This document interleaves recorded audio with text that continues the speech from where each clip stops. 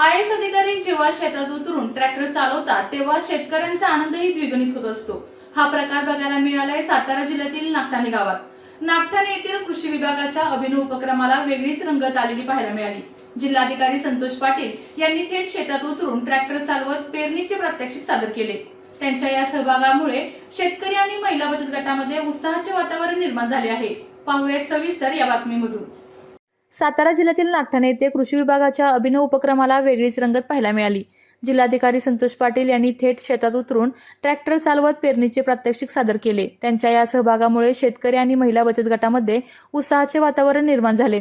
महाराष्ट्र शासनाच्या कृषी विभागामार्फत राबवण्यात येणाऱ्या फार्मर कप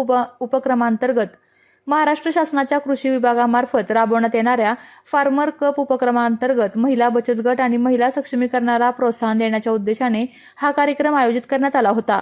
यावेळी जिल्हाधिकाऱ्यांनी कृषी संजीवनी महिला बचत गटाच्या महिलांशी संवाद साधत शासनाच्या विविध कृषी योजना आणि अनुदानांचा जास्तीत जास्त लाभ घेऊन आर्थिक प्रगती साधण्याचे आवाहन केले।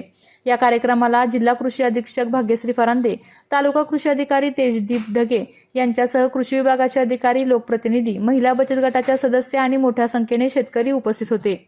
तुम्ही आता या वर्षीचं नियोजन काय केलेलं आहे, नेमकं काय करत आहात, कुणाचं मार्गदर्शन आहे याच्याविषयी मला थोडक्यात सांगा, जेणेकरून मला इथं आल्यावर काहीतरी माहिती मिळेल।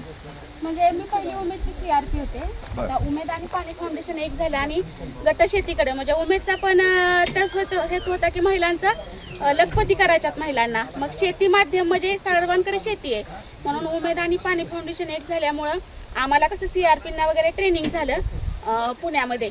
मग तिथनं आल्यावरती गट स्थापना वगैरे महिला तयार करून गट शेतीत सहभाग घेतला सर्वांनी। हो, आणि आता पाणी फाउंडेशनच्या भोसले मॅडम आहेत, आम्हाला व्हिडिओ कॉल वगैरे घेतात मार्गदर्शन। आणि उमेदची तर आपली सगळी टीम आहे तालुका जिल्हा। आता किती दिवस झाले गट स्थापन करून? मेला केला आम्ही 14 मेला। बरं, आता या वर्षीचं काय नियोजन आहे तुमचं? आता आम्ही गट स्थापन झाला की दशपर्णी अर्क बनवला, परत एकत्र निविष्ठा खरेदी केली, बियाणे खरेदी केली, खतांची आणि औषधांची खरेदी केली। आणि परत आता पेरणीचा आता पावसामुळे पेरणीला आता सुरुवात झाली। अजून काही जणांची घात नाहीये।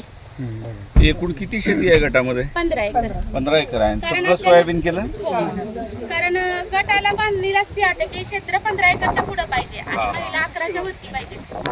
सोयाबीन सगळ्यांनी एकच व्हरायटी केली? हो, व्हरायटी पण एकच केली। पण आता सोयाबीन मध्ये उत्पादन वाढ झाली, सगळं झालं। आपल्या तालुक्यातील जिल्ह्यातील बातम्या सर्वप्रथम पाहण्यासाठी आजच सातारा न्यूजला YouTube चॅनलवर सबस्क्राईब करा, लाईक करा, शेअर करा आणि बेल आयकॉन प्रेस करायला विसरू नका।